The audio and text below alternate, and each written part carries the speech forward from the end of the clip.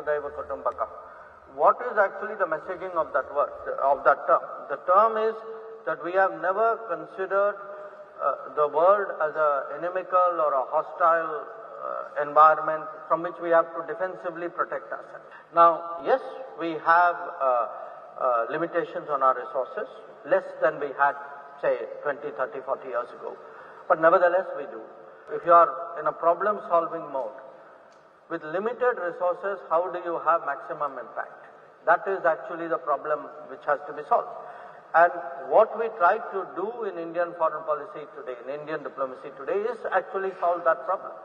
And we try to do that by partly using our competitiveness, using our strengths, leveraging other institutions and possibilities. I give you an example. I would say, even to me, an IIT Madras campus in Tanzania is a way by which Indian foreign policy has leveraged the capabilities of an institution here to make a huge impact there.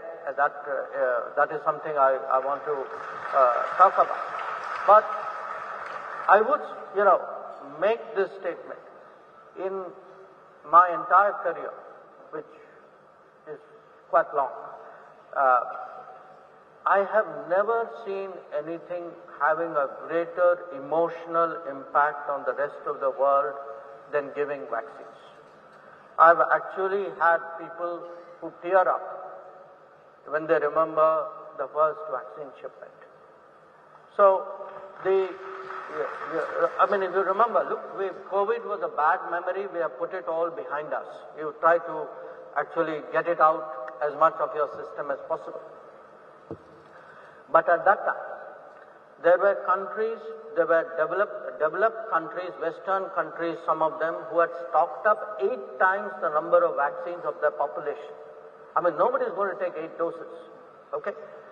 But there were countries, and big countries, who had 8 times the vaccine stock of their population, and next to them were small countries to whom they were not willing to give 10,000 doses, okay?